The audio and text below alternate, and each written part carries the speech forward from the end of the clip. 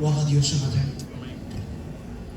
Nous avons un Dieu qui guérit. Nous avons un Dieu qui protège. Nous avons un Dieu qui nous garde. Amen. Nous avons un Dieu qui combat pour nous. Gloire à Dieu. Un Dieu qui sèche les larmes. Un Dieu qui relève quand tu es abattu. Billy Graham a dit ça un jour. Si tu ne peux pas courir, marche. Si tu ne peux pas marcher, avance à genoux. Si tu ne peux pas marcher à genoux, traîne-toi. Et moi, je suis voulu aller plus loin que Billy Graham. Et si je ne peux pas m'entraîner, j'y arrive pas. Et Seigneur, c'est bien, il faut se traîner, mais si j'arrive pas. Et Dieu m'a dit, Ismaël, t'inquiète pas, si tu ne peux pas te traîner, c'est moi qui vais te porter. Parce que Dieu laissera faire ce que tu peux faire. Mais ce que tu ne peux pas faire, il le fera pour toi.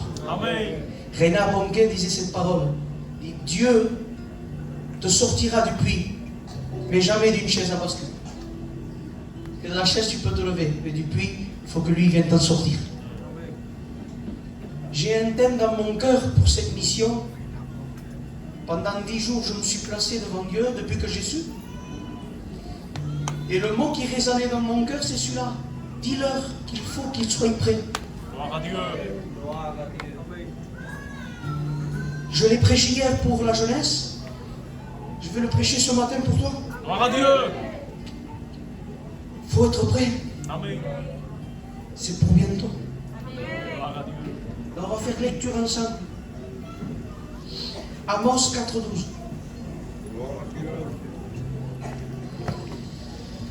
Si tu saurais la pression que j'ai, je te promets, j'ai mal au côte. L'air passe pas. Je suis compressé. Mais tu vas voir. Gloire à Dieu. Je sais que ce matin, ça ne va pas être un message explosif où les gens vont sauter, lever les mains, dire amen fort. Ça ne va pas être ça. Je voudrais t'inviter à ce que ta valise soit prête pour partir. Amos 4,12. Sois prêt. Mais comment sois prêt? Maintenant? Oui. Sois prêt maintenant à la rencontre de ton Dieu. Amen. L'Église doit rencontrer son Dieu. Il y a un moment, une date, un instant précis où l'Église doit se dire, je n'ai plus le temps de me préparer. Je n'ai plus le temps de regarder s'il manque des choses dans ma valise spirituelle. Il est temps que je regarde, que je ferme la valise et que je dis, ça peut partir n'importe quand. Tout est réglé. Mais pourquoi alors il faut être si près et si vite? Voilà ce que dit Jésus dans Apocalypse 22, 7. Eh, je viens bientôt, hein. Gloire à Dieu. Le problème, c'est que Jésus vient. Lui, rien ne va empêcher son retour. L'enlèvement de l'Église, il faut que tu saches que rien ne va le retarder, même pas de 5 minutes. T'auras beau dire, mais mon fils, il n'est pas converti. Mais ça, je ne l'ai pas réglé. Ça, je ne l'ai pas solutionné. Le Seigneur ne va pas donner 5 minutes de plus. Quand le train va devoir partir, faut que tu sois OK. Amen. Faut que tu sois prêt avec la valise à la main. Seigneur, je pars. Gloire à Dieu. Vous ferez la Pâque. Parce que le peuple devait partir. Vous ferez la Pâque. Vous mangerez l'agneau. Il y aura l'agneau à l'intérieur et le sang au linteau. Parce qu'il ne peut pas y avoir de sang s'il n'y a pas d'agneau. Et vous mangerez debout. La ceinture aux reins et le bâton à la main. Dieu est en train de dire, vous êtes en train de manger, mais prenez la position de départ. Donc moi je te pose la question ce matin. Je viens bientôt. Est-ce que tu es prêt? Comment tu l'attends? De quelle manière tu es en train d'attendre l'enlèvement de l'Église qui est peut-être aujourd'hui en pleine réunion? Tu ne réalises pas que le dîner que tu as peut-être préparé ce matin, tu ne vas pas le goûter. Tu ne réalises pas que depuis que Dieu te met à cœur de te réconcilier et que toi tu tardes, tu n'auras peut-être pas le temps, parce que ça fait des mois que Dieu te parle. Les choses que Dieu te demande de régler depuis X temps, toi tu dis je le ferai, tu ne le fais pas, ça traîne. Quand tu t'es converti, ta maison est devenue blanche. Tu es d'accord avec moi? Gloire à Dieu. Mais le blanc, si tu ne l'entretiens pas, il jaunit. La vie chrétienne n'aurait pas jeûné entre-temps. Où tu as mis la prière? Ils sont où ces moments d'intercession où tu te mettais à genoux et le temps ne comptait plus? Il est où le temps où quand tu ouvrais les yeux, ta première pensée, c'était de prendre ta Bible et de lire les textes qui étaient marqués? Aujourd'hui, nos frères et nos sœurs se lèvent le matin et la première pensée qu'ils ont, c'est le nouvel épisode de la série qui est sortie. J'entends des conversations dans les églises et en pleine assemblée. T'as vu la série qui est sortie? Pardon les frères. T'as vu le film qui est sorti? Il y en a qui regardent des matchs de foot en pleine réunion. Je leur jette des stylos dessus moi.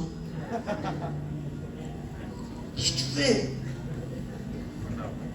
T'es en pleine réunion, tu regardes un match de foot sur ton portable, tu te fous de Dieu quoi. Un peu la crainte. Prends un peu au sérieux. Aime ton prochain. Oui, mais mon prochain, c'est pas tout le monde. C'est celui que moi je veux. Non, ton prochain, c'est ton prochain. C'est celui qui est devant, derrière, à côté. C'est ton prochain. Amen. Et aujourd'hui, notre amour, il a jauni, il a perdu de sa blancheur. Je vais t'aimer parce que j'ai un intérêt à t'aimer. Parce que je sais que tu vas me donner. On prie juste quand on vient à l'église. À la maison, ça parle plus de Dieu. À la maison, ça critique l'un. Ça critique l'autre. Quand on me fait mal, je veux faire mal aussi. Je veux faire plus. S'il m'a fait mal à un niveau 2, moi je vais aller au niveau 5. Je vais le blesser. Je vais te calomnier. Calomnier et murmurer, c'est pas pareil. Vous le savez les frères. Murmurer, je critique quelque chose que tu as fait. Calomnier, je t'invente un truc pour te salir. Et je sais parce qu'on l'a fait. Et je bénis Dieu parce que Dieu justifie. Comment tu attends Jésus? La Bible m'apprend. Il y a 3 catégories de personnes qui attendent. On les retrouve dans le livre de l'Apocalypse au chapitre 3. T'as les froids, t'as les tièdes et t'as les bouillants. Où tu es toi ce matin? Ne t'es-tu pas un peu refroidi? N'as-tu pas baissé de température? Toi qui t'es tout feu, tout flamme. Toi qui ne pouvais pas entendre un cantique que tu bramais à l'assassin. Toi qui juste le fait de monter les marches, le cœur te se serrait. Et aujourd'hui on vient à la réunion comme si on rentrait à la maison. Rien ne nous fait rien. L'église,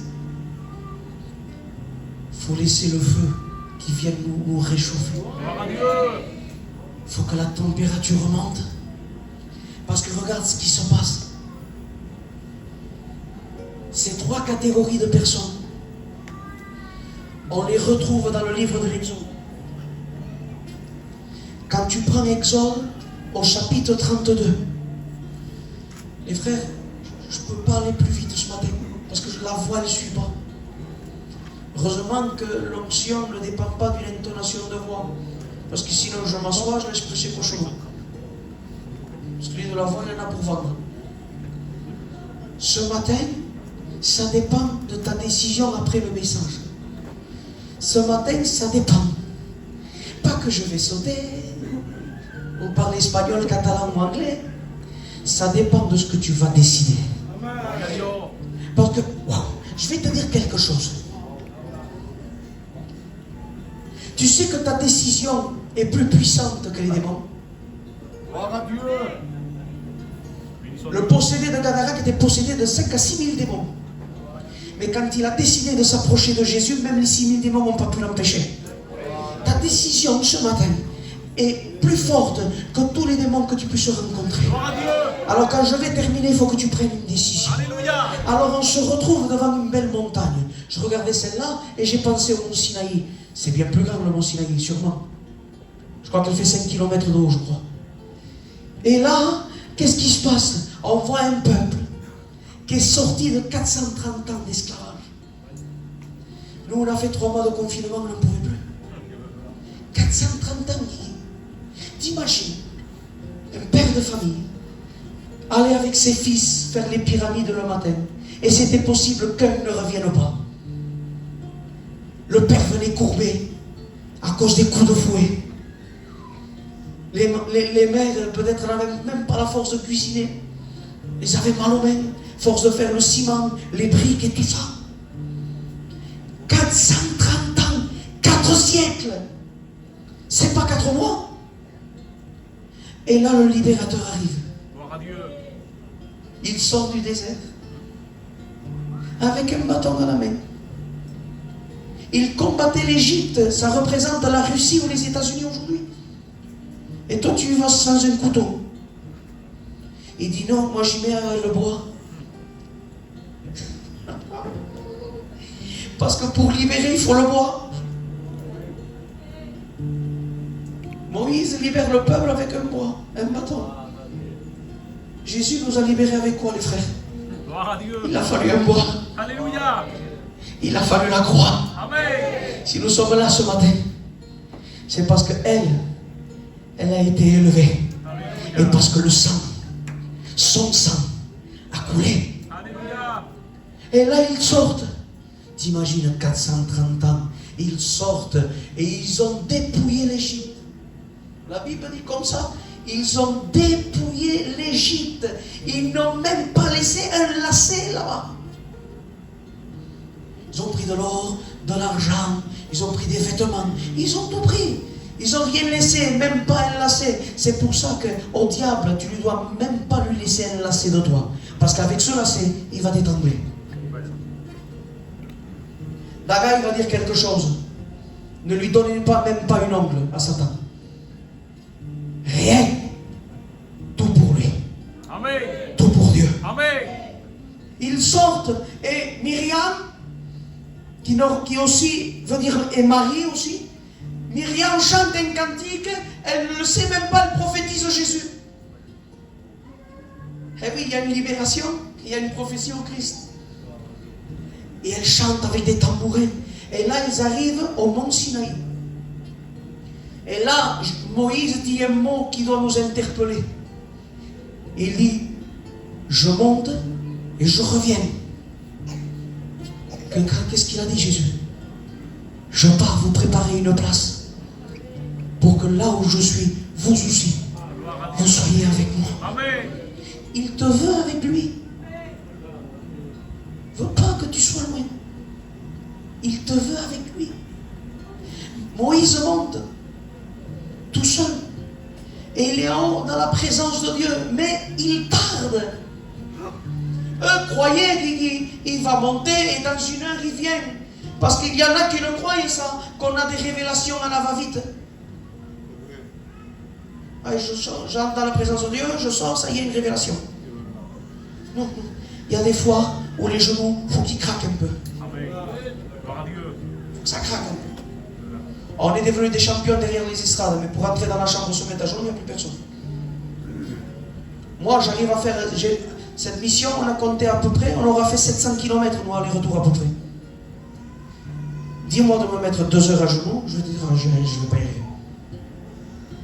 On sait chanter, on sait prêcher, on sait diriger, on sait faire pleurer, on sait faire rire, mais quand il s'agit de prier, il n'y a plus personne.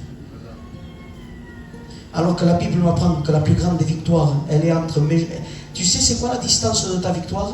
C'est la distance entre tes genoux et le sol. Dès que tes genoux touchent le sol, tu as gagné, c'est fini. Et là, Moïse y monte et un jour, 2, 3, une semaine. Mais que fait que qu'est-ce qu'il fait? 10 jours, 20 jours, Jésus, un mois. Il tardait. Et parce qu'il tardait, le peuple a cru qu'ils avaient le temps de faire ce qu'ils voulaient. Parce qu'en voulant dire, du moment qu'il est resté un mois en haut, il ne va pas descendre de sitôt. Et aujourd'hui, ça représente le peuple froid.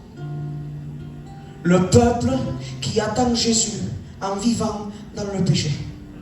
On a le temps. On va régler. On le fera plus tard. On va se réconcilier plus tard. On va enlever la fraude plus tard. Ce qu'il y a dans la maison qui est impur, on va l'enlever plus tard. Il tarde de toute façon. Il y en a qui le disent depuis le temps que vous dites ça. Mais oh, Jésus ne tarde pas. C'est que c'est pas l'heure encore. Gloire à Dieu. Jésus n'est jamais en retard, il n'est jamais à l'avance. C'est pas juste l'heure. C'est pas parce qu'il tarde que moi je dois dire je fais ce que je veux. Je dis ce que je veux. Je vais où je veux. Parce qu'aujourd'hui, tu as des chrétiens qui vont dans des lieux où on ne devrait pas aller. Tu as des chrétiens qui disent des choses qu'ils ne devraient pas dire. Tu as des chrétiens qui disent des paroles qu'on n'entend même pas dans la bouche des païens. Et ils disent ça devant tout le monde. Des choses impures, des mots qui ne sont pas beaux. Ils vont dans des endroits où un chrétien ne doit pas y mettre les pieds. Paten dit cette parole, là où la croix ne passe pas, moi non plus j'y passe pas. Gloire à Dieu. C'est un champion. Il dit quand je veux rentrer, par exemple, je veux aller dans une fête mondaine. J'accompagne les enfants. Mais déjà, tu ne dois pas amener tes enfants. T'es chrétien. Donc je veux passer à la porte, moi, et j'entends.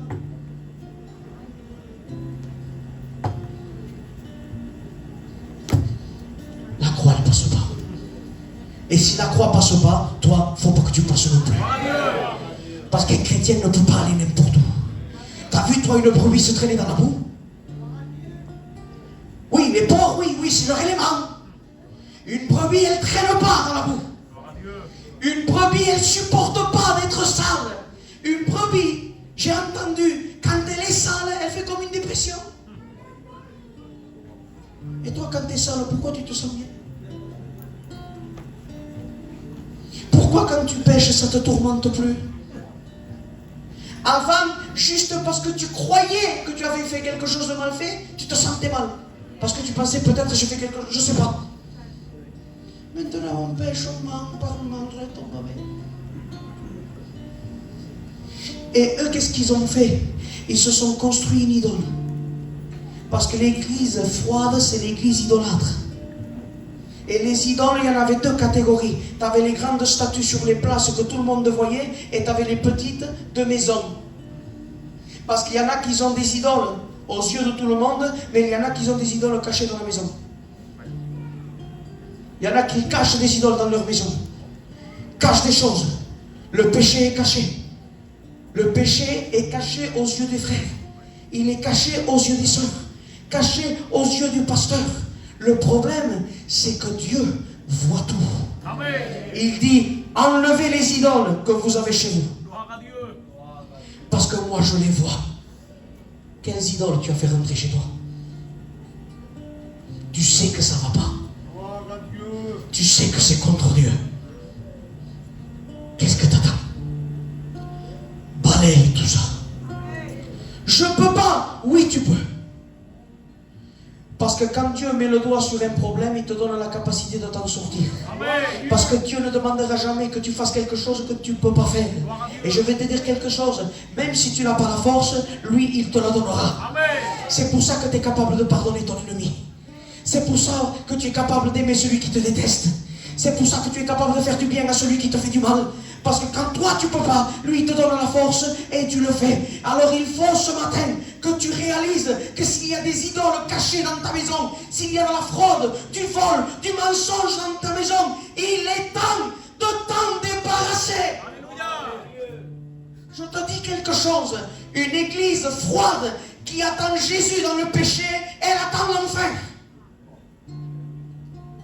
Répète. On va faire parler espagnol à la fin. Le chrétien, la chrétienne aura beau avoir une Bible de 150 kilos. Excuse-moi, je bouge trop, je vois que je t'embête un peu. Tu auras beau avoir une Bible de 150 kilos. J'ai vu un frère, il avait une Bible la moitié du pupitre. Tu vois ça? Ah bon? Tu auras beau avoir une Bible comme ça. Tu auras beau avoir un foulard qui soit comme le tapis rouge de Cannes. Qu'est-ce qu'il y a derrière la Bible? Qu'est-ce qu'il y a derrière le foulard? Qu'est-ce qui se cache dessous? Qu'est-ce que vous cachez sous les tentes, dit la Bible? Il est temps que tu fasses le ménage dans ta vie. Il est temps que tu débarrasses ta vie de cette idolâtrie. Parce que celui qui attend Jésus dans le péché, il attend l'enfer. Il a beau être marqué dans le tableau de la cotisation, il a beau chanter, il a beau témoigner, il a beau prêcher. Tu crois que ma carte de prédicateur, que ma photo est effacée presque, tu crois qu'elle m'assure quelque chose à moi? M'a coûté 10 000 € cette carte. Les 2 ans d'études publiques, 10 000 € elle m'a coûté. Et la photo s'efface déjà. Tu crois que ça, Seigneur, c'est moi, hein? Ismaël, je t'ai jamais connu, fils. Il y a un frère qui a mis sur internet, c'est quoi le test le plus triste qu'il y a dans la Bible? Moi, c'est celui-là. Je me présente devant Dieu. Je me suis converti à 14 ans. 17 ans, 18 ans, bientôt que je vais avec Dieu. Je prêche l'évangile. Je suis là. Je ne sais pas pourquoi je suis là. Je me place devant Dieu, Guigui. Ça fait longtemps que je veux le voir, moi. Est-ce que j'ai souffert pour le voir? Est-ce que j'ai refusé pour le voir? Des fois, je me suis mordu la langue parce que la raison, elle fait peur. Tu es plus dangereux quand tu as raison. Tu es dangereux quand tu as raison. Et je trouve là, et que Dieu me dise, je ne t'ai pas connu. Ça, c'est le texte le plus triste de la Bible. Alors, qu'est-ce qu'il faut faire? Il faut arrêter de se cacher derrière un baptême. Des fois, les baptêmes, ça a été qu'une douche. D'un pécheur sec, tu es devenu un pécheur mouillé. Alors, ce qu'on fait ce matin, Seigneur, s'il y a des... J'ai peut-être pas des grandes idoles, mais j'ai des petites statuettes cachées un peu partout dans la maison. Ce matin, on va s'en débarrasser. Amen. Parce que la Bible dit que quand Moïse est descendu, premier Moïse, il intercédait. Non, fais pas ça. T'imagines que Moïse s'inquiète pour le témoignage de Dieu. Et moi, je ne m'inquiéterai pas pour le témoignage de Guigui. Guigui, c'est un frère. Il est plus ancien que moi. S'il voit que je fais un truc qui ne va pas, c'est son devoir de venir me dire, Ismaël, il faut que je te parle, fils. Ok, Guigui? Ça, fais attention. Et si moi, pareil, on doit se garder. Mais moi et lui, on n'est que des hommes faillibles. C'est normal qu'on se reprend. Mais Moïse aime tellement Dieu qu'il a peur pour le témoignage de Dieu. Mais tu sais que tout ce que tu fais, ça touche le témoignage de Dieu. Les colères que tu prends comme une hystérique. Ce que tu dis à tes enfants que les gens de la rue entendent. C'est ça Dieu. C'est ça le chrétien. Pour être comme lui, je reste comme je suis. Alors qu'est-ce qu'on va faire ce matin? Moïse descend. Il ne voulait pas en premier, il disait, Seigneur, si tu les tues, tu vas avoir un mauvais témoignage. Ils diront que tu les as amenés dans le désert pour les tuer, s'il te plaît. Si tu veux les tuer, enlève mon nom du livre de vie. Mais Dieu, il aime Moïse, Dieu. Et il dit, va voir. Voulant dire, Moïse, maintenant, je sais que même là, il ne me croit pas. Il est obligé de voir. Et quand Moïse voit le peuple dans la débauche, dans l'idolâtrie, dans le péché, lui se met en colère. Il dit qu'il prend les tables de la loi et il les jette dessus. Et tu sais quoi? La terre s'ouvrit et le peuple a été englouti. Parce que le peuple froid, c'est le peuple qui va être englouti par l'enfer. Le peuple idolâtre qui vit dans le péché avec un foulard sur la tête et une Bible sur la main, c'est le peuple qui connaîtra l'enfer. je ne t'ai jamais connu. Alors qu'est-ce qu'on va faire ce matin? Parce que tu sais ce qui est bon, c'est que quand Moïse s'est placé devant le peuple et qu'il leur a demandé de faire un choix, il y en a qui ont réussi à se rescaper de là. Ça veut dire qu'il y a une solution, on peut changer de position. Ça veut dire que ce matin, si tu es rentré ici comme quelqu'un de froid, tu peux repartir d'ici comme quelqu'un de bouillant. Ce matin, tu peux prendre la décision de changer de position. Ce matin, tu peux décider de laisser la télé de côté et de te remettre à genoux devant ton Dieu. Ce matin, tu peux décider de laisser la critique, les mensonges et le murmure et de te remettre à dévorer la parole de Dieu. Ce matin, il y a de l'espoir de se relever parce que Dieu te donne la main. On monte d'un étage là. Froid. Et après il y a le tiède. Le tiède, c'est Josué. Sa position est une position de tiède. Pourquoi? Parce que Josué n'est pas tout à fait haut, mais il n'est pas tout à fait en bas non plus. Il est dans une position entre deux. Il est entre deux, Josué. Il entend les bruits qui se passent en haut, parce que quand Dieu était sur le mont de Sinaï, il dit qu'il y avait des éclairs et des tonnerres et la montagne tremblait. Mais il entend aussi les bruits qui se passaient en bas. Le chrétien tiède, c'est celui qui croit que Dieu et le monde peuvent se mélanger. Parce que la tiédeur, c'est le mélange du chaud et du froid. Et je dis entre nous, Dieu ne cohabite pas avec Satan. Dieu ne cohabite pas avec le péché. Il est trop saint. Dieu ne se mélange pas. Dieu en a horreur du péché. Si toi tu décides d'installer le péché chez toi, c'est Dieu qui déménage. Il va te parler. Il va essayer de te faire repentir. Dieu, suis mon peuple, celui qui est sur qui t'invoquait mon nom, s'humilie et prie, cherche ma face, se détourne de ses mauvaises voies et dit, je l'exaucerai des cieux et je guérirai son pays. Mais tant qu'il demeure comme ça, il dit, parce que tu m'as abandonné, je t'abandonne aussi. Paul Barrière nous a donné un exemple une fois. Il a pris 3 verres, un verre d'eau, un verre d'huile et un où il n'y avait rien. Il a mis la moitié d'huile et il a mis une autre moitié d'eau. Il a pris une cuillère et il l'a tué. Quand il tournait, on dirait que ça se mélangeait. Là, ça passe. Un peu de Dieu, un peu du monde, un peu de vérité, un peu de mensonge, un peu d'amour, un peu de haine, ça passe. Mais quand ça terminait de tourner, peu à peu, l'huile et l'eau commençaient à se séparer. Parce que les ténèbres et la lumière ne se mélangent pas. Ah ouais. Parce qu'on ne peut pas être blanc de l'extérieur et rempli, la Bible dit, d'un sépulcre blanchi rempli d'ossements. Mais pourtant tellement beau à l'extérieur. Mais il y a le costume à la réunion. Il joue la guitare, l'autre il chante, quelle belle apparence. L'autre il prie, l'autre il prêche, quelle belle apparence. Mais tu sais que tout le monde est spirituel dans une réunion, même les démons. Ils ont peur. Pourquoi je dis ça? Regarde. Ma soeur, viens. Ça fait combien de temps que tu vas à la synagogue, toi? 18 ans. C'est quoi ton témoignage? J'étais courbé. Ah bon? T'avais quoi? Ben tu sais, 18 ans que j'allais à la synagogue, ils ne se sont pas aperçus, c'était un démon qui me maintenait courbé. Et il était tellement tranquille que personne ne s'est rendu compte. Tout le monde est calme, tout le monde est gentil à la réunion, même les démons. Leur but, c'est de faire voir qu'ils sont pas là. Alors c'est pour ça que je te dis qu'une belle apparence ici. Et dehors, tu vis n'importe comment. Ça montre réellement qui tu es. Ça montre réellement ce que tu fais. Tu auras beau faire des petits yeux et parler calmement. Tôt ou tard, quand on te mettra le pied, quand on te fera mal, quand on t'écrasera le pied, tu vas révéler ce que tu es. Tu ne peux pas, les frères, cherchez pas. Vous ne trouverez aucun texte. Une vie de mélange ne permet pas de rentrer là-dedans. Gloire à Dieu. Amen.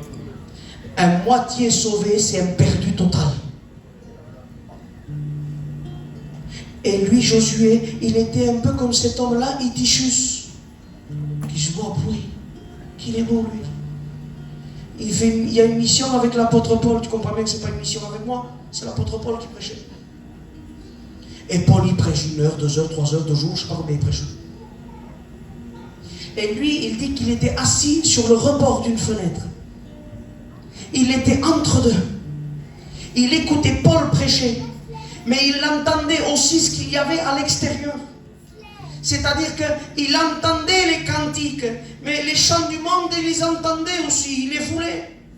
Il entendait la parole, mais aussi il se tournait vers les choses mondaines, des paroles qu'on ne devrait pas entendre. Et la Bible dit qu'à un moment donné, il s'est endormi. Et la Bible dit, un peu de sommeil, un peu d'assoupissement, et la ruine te surprendra, parce qu'il n'est pas tombé du bon côté. Parce que quand on vit une vie mélangée, c'est rare quand on tombe du bon côté. Il tombe et il meurt sur le coup. Et regarde ce qui se passe, c'est qu'ils descendent et ils veulent le relever. Mais la Bible dit, ils veulent le relever mort. Et Dieu m'a interpellé. Ils veulent le relever mort. C'est quoi? Le frère est tombé. Le frère a péché. Le frère est tombé. Comment on va le relever? Faites-le chanter. C'est vouloir le relever mort. Faites-le prier. Présente les moments. Il y a 4 jours, il a fait des dégâts. On veut relever les gens morts. Mais même si on les maintient debout, ils ne vont pas pouvoir se maintenir tout seuls. Paul comprend tout. Paul, il sait tout. Il descend, il sait que pour le maintenir debout, il ne faut pas le tenir, il faut qu'il ressuscite. Paul descend. Il sait descendre. Il y a des frères qui veulent trop rester en haut. Ils n'aiment pas. Il faut qu'ils restent dans la hauteur. Il faut qu'ils voient les autres plus petits. Paul, non, il ne fait pas ça, lui. Lui, il descend. Quand il y a le besoin, il descend. Quand il y a le frère dans la faiblesse, il descend. Quand il y a le frère qui a péché, il ne faut pas le condamner. Il faut descendre. Il faut lui donner la main. Il faut le relever. Il faut lui parler. Il faut l'exhorter. Il faut prier avec lui. Paul descend. Il pria pour lui. Et la Bible dit que le jeune Itichus est ressuscité. Et qu'est-ce qu'il a fait? Il est remonté à la réunion. Il y a toujours une solution. Amen. Que tu sois froid, que tu sois tiède, il y a toujours la solution. Ne cherche pas à montrer ce que tu n'es pas. Ce matin, si tu veux t'en sortir, il faut que tu sois sincère. Il faut que tu sois tel que tu es. Parce que tu peux nous tromper. Mais à lui, tu ne le trompes pas. Parce que Dieu voit l'intérieur de ton cœur. Et la Bible dit, les tièdes, il dit, je les vomirai de ma bouche. Ça veut dire qu'ils étaient à l'intérieur. Mais ils ont une marche tellement désagréable qu'ils ont donné une indigestion à Dieu. Dieu ne peut pas garder ce qui est mélangé. Dieu ne peut pas garder en lui ce qui est corrompu. Et il est temps que tu reviennes auprès du feu du Saint-Esprit. Il est temps que tu arrêtes de clocher des deux côtés. Prends une décision. Va au monde totalement ou donne-toi totalement à Dieu. Arrête de goûter un peu des deux. Tu seras satisfait d'aucun côté. Ou va dans le monde et fais n'importe quoi. Ou mets-toi à genoux et règle tes comptes maintenant avec Dieu. Et là, on va parler du dernier. L'église bouillante. L'église qui attend son Dieu dans la fidélité. L'église qui ne se laisse pas corrompre par le péché. Une église que Satan ne peut pas s'approcher parce qu'il y y a le feu. Il dit qu'il y avait un buisson ardent. Et le buisson ardent, c'est une symbolique de l'église. Je t'explique pourquoi.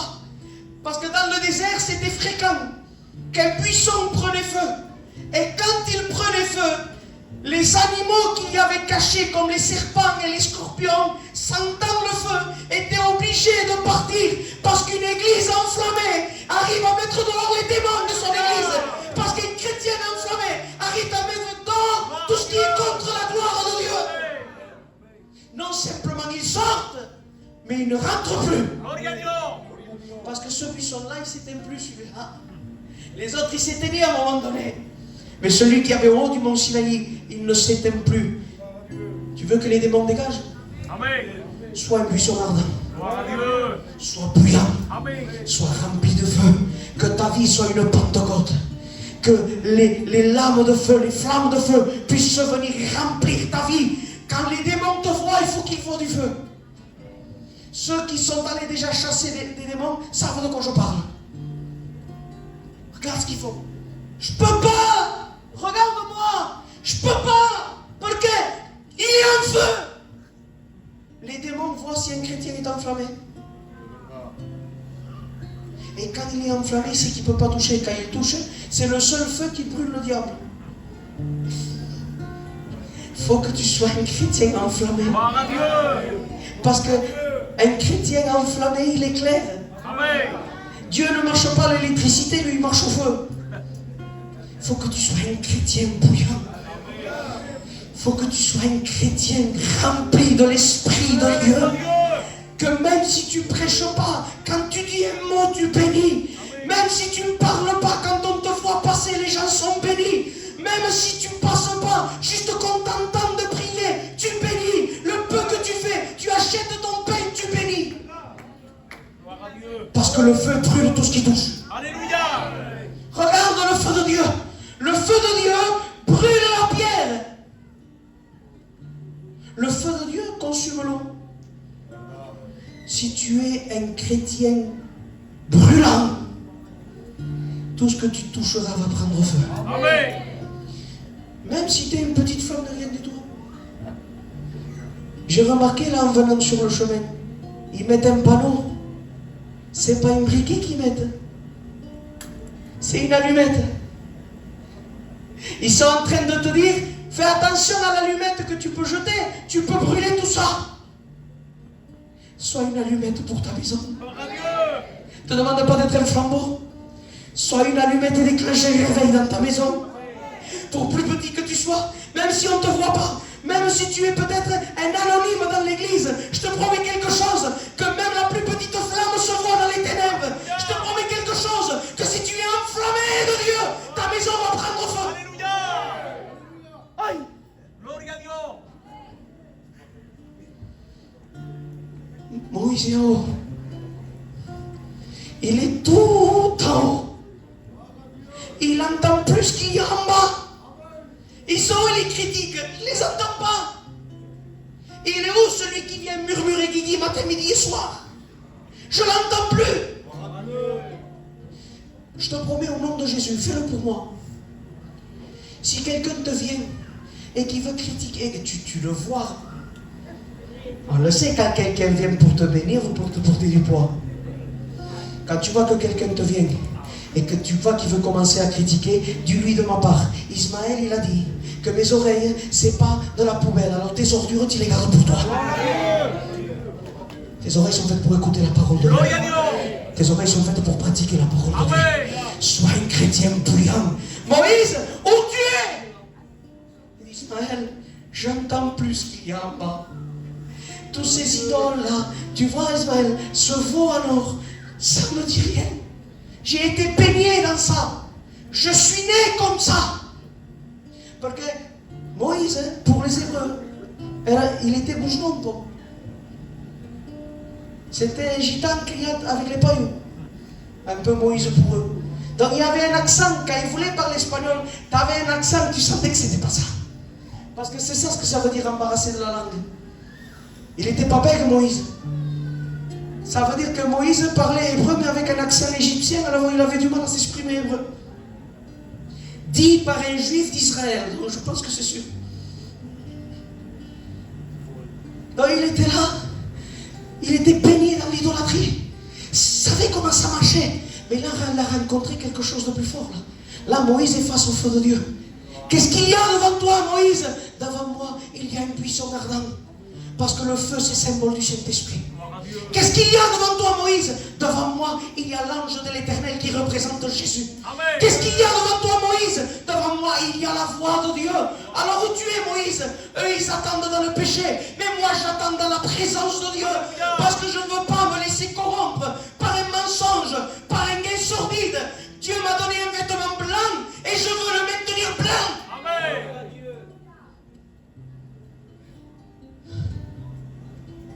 Moïse, ça a été quoi la condition pour entrer là?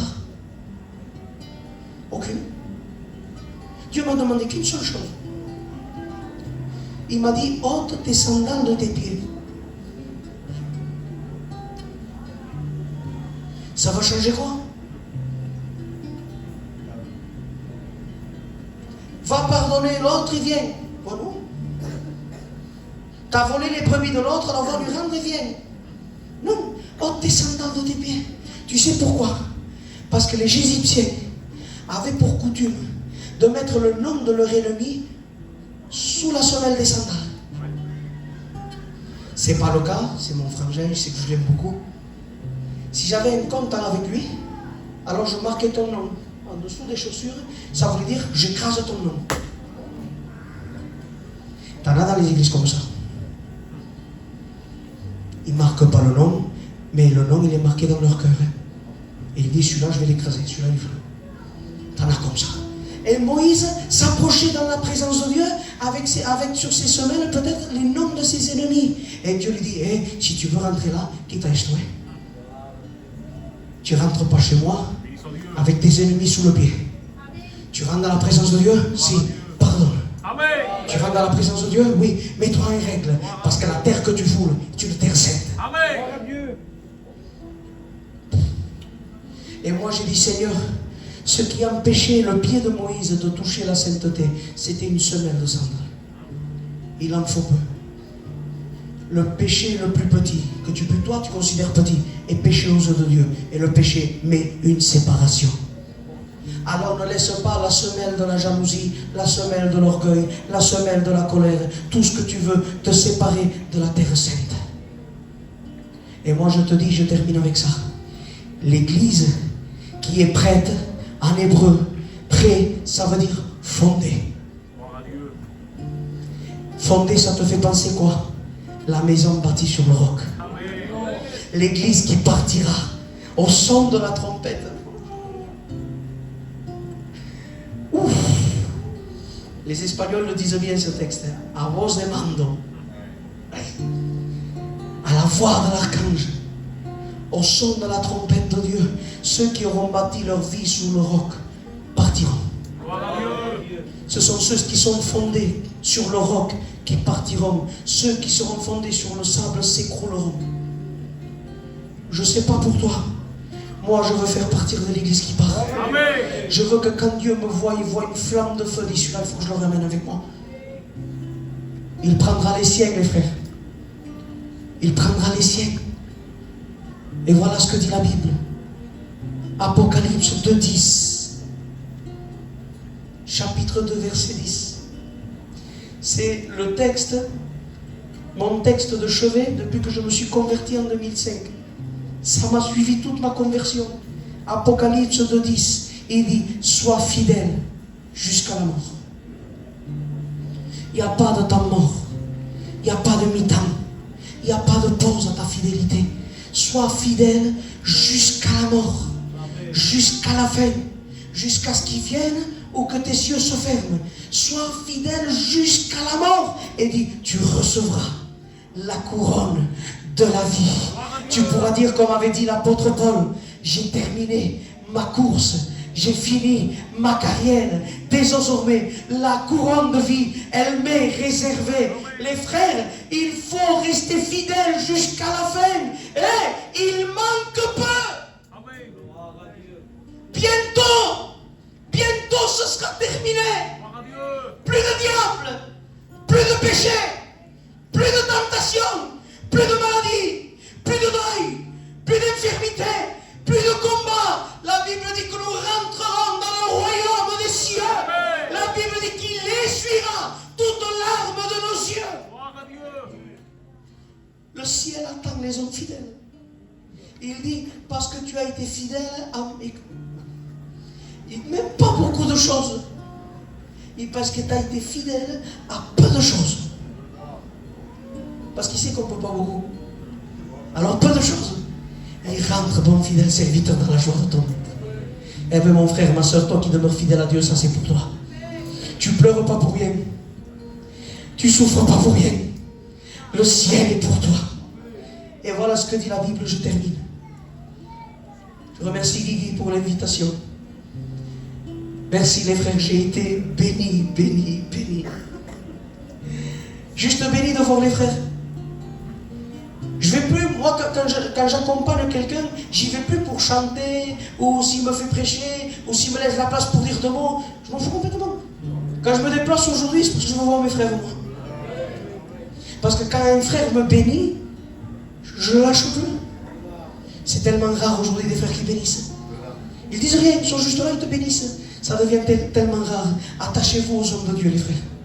Ne vous attachez pas à ce que vous écoutez sur Internet, vous ne savez pas ce que vous écoutez. Attachez-vous aux hommes de Dieu que vous avez à côté de vous. Voilà ce que dit Apocalypse, chapitre 3, verset 8. Je connais tes œuvres. Écoute-moi. Je connais tes œuvres. Parce que tu as eu peu de puissance. C'est-à-dire que Dieu ne te demande pas de te faire des miracles à l'appel. Il ne demande pas que tu aies des révélations de surcroît. Non, tu as eu peu de puissance. Mais tu as gardé ma parole. Dieu préfère quelqu'un qui garde sa parole de quelqu'un de puissant. Nous, dès qu'on voit que quelqu'un fait un miracle, on va se jeter dessus. Et Dieu dit non, c'est plus important quelqu'un qui garde ma parole que quelqu'un qui fait un miracle. C'est la Bible qui le dit. Jean le Baptiste n'a fait aucun miracle. Pourtant, Jésus dit de lui, aucun homme n'est de femme n'est comme lui. Combien de miracles? Zéro. J'en ai fait plus moi que lui. Puis c'est Dieu qui fait le miracle, mais vous comprenez ce que je veux dire. C'est-à-dire, on ne doit pas dire un homme de Dieu parce qu'il a fait un miracle. Ah, ça y est, il a fait marcher un paralytique, c'est l'homme de Dieu. Mais s'il ne garde pas la parole jusqu'à la fin, son miracle lui a servi à rien. Parce que tu as gardé ma parole. Et ça, c'est fort. Et que tu n'as pas renié mon nom. Comment on peut renier le nom, on peut s'appeler Église et renier le nom de Jésus? Oui, oui. Parce que quand tu t'appelles Église et que tu vis dans le péché, tu renies le nom de Jésus. Et parce que tu n'as pas renié mon nom, j'ai mis une porte devant toi que personne ne pourra fermer. Les frères, celui qui m'aime, dit la Bible, garde ma parole. Celui qui m'aime, la Bible dit, celui qui m'aime, c'est celui qui va se sanctifier et s'éloigner du péché. Je ne parle pas de perfection, hein. Personne n'est parfait. Il y aura toujours des choses à arranger. Mais fais tout. Cours. Fais tout. Fais tout pour plaire à ton Dieu. Fais tout pour ne pas devenir un tiède. Fais tout pour ne pas devenir un froid. Fais tout pour rester bouillant dans la présence de Dieu. Garde ta communion. Garde la parole. Marche dans la sanctification. Éloigne-toi du péché. Ne mélange pas les ténèbres et la lumière. Reste fidèle à ton Dieu. On ne peut pas servir de maître. Alors choisis bien. Choisis bien de rester au pied de Jésus. Marie, elle a pris la bonne part. Où tu es? Je suis au pied de Jésus. Alléluia. Reste au pied de Christ. Amen. T'éloigne pas. Il vient bientôt. Amen. Faut pas manquer. Faut être là. Amen. Garde ça dans ton cœur. Gloire à Dieu. Voilà le mot de Dieu que Dieu m'a donné pour ces 2 jours. Ismaël, dis-leur. Faut qu'ils soient prêts. Dis-leur qu'aucune raison n'est plus valable que d'être avec moi. Je m'explique. Si ta raison doit te faire éloigner de Dieu, ta raison ne vaut rien. Si ta raison doit te faire aller contre ton frère, ta raison ne vaut rien. Et il vaut mieux que tu aies tort et que tu sois réconcilié que garder ta raison et rester divisé. Gloire à Dieu. Alors je vous dis ça. Soyez prêts. Amen. Soyez une église bouillante. Amen. Aimez-vous les uns les autres. Priez les uns pour les autres. Fortifiez-vous les uns et les autres. Priez pour ceux qui vous dirigent. Que Dieu leur donne la force d'être les bergers que vous avez besoin. Priez pour que l'ennemi ne vienne pas semer une division au milieu de vous. Priez pour que les camps ne se lèvent pas au milieu de l'église. Il faut que l'église d'Alès, que l'église d'Avignon, que l'église de Cavaillon soit une seule et même église. Nous ne voulons pas d'esprit de compétition. C'est moi le meilleur, c'est moi qui fais le mieux. Non, nous chassons tout esprit de division. L'église qui partira ensemble. Je ne pourrais pas dire à Dieu, je ne parle pas à Guigui, qu'il parte à 2 heures, moi à 2h30. On partira tous. Ou il y en a qui resteront. Alors église, garde la parole. Jésus revient bientôt. C'est plus important qu'un ministère. C'est plus important qu'un chant. C'est plus important qu'une fonction. C'est plus important que les écoles bibliques. Restons fidèles jusqu'à la fin. Voilà ce que Dieu m'a dit de vous dire. Akawake, tu veux te lever et prier ton Dieu. On se lève ensemble, l'église. Je vais laisser la place à notre pasteur qui dirige la réunion comme il sait le faire. Et je te redis au cas où je t'aurais oublié, que tu sois froid, que tu sois tiède, tu peux redevenir bouillant. Alors ce matin, que le feu tombe sur toi et que Dieu vous bénisse à tous.